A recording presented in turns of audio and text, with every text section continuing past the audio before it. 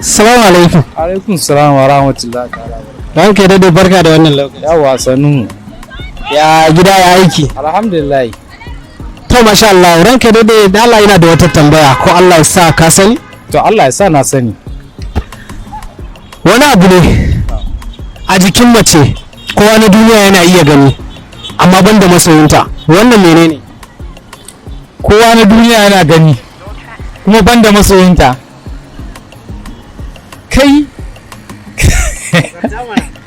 gaskiya wannan abun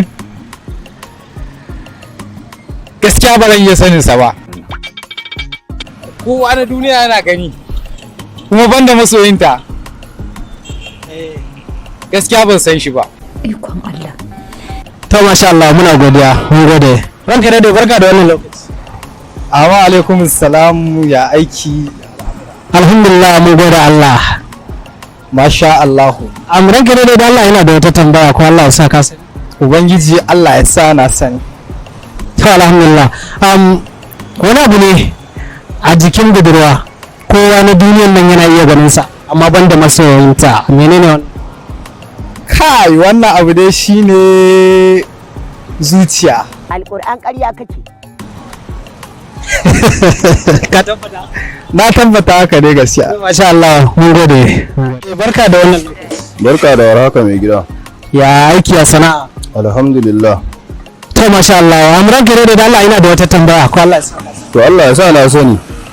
Wani abu ne a jikin mace ko wani duniya yana yi. Gaskiya ne ni ban sani ba. Kai dai da fitina kake wallahi. To mu gode masha Allah. Mun gode da barka da wannan lokaci. Amu alaikum assalam. Ya gida ya aiki. Alhamdulillah. To masha Allah ranka da ina da wata tambaya ko Allah ya sa ka sani. Allah ya sa na sani.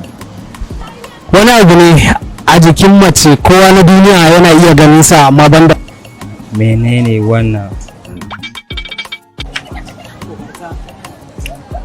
Kowa yana iya gani amma banda masoyinta.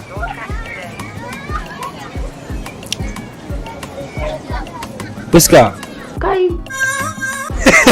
to masha Allah mun gode.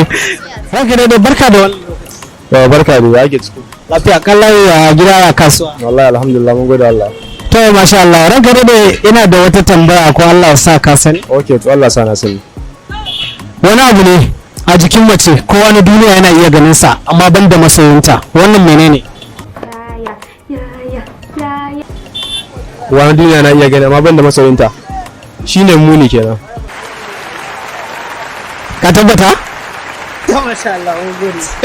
Jama'a duka nan muka kawo karshen shirye-shiryenmu na wannan mako mai suna kacici inda kuka ji muna tambaya akan wani abu wanda mace tana da shi kuma kowa yana iya gan shi amma banda masoyinta. So wannan abu ba komai ne ba, muni shine abin da kowa yana iya gani amma banda masoyinta na kwarai, ma'ana wanda yake santa. To masha Allah ga masu bibiyan mu za ku iya samun mu a YouTube channel namu mai suna Anasta 24 TV. Anasta 24 TV sunan channel namu kenan. Mun gode.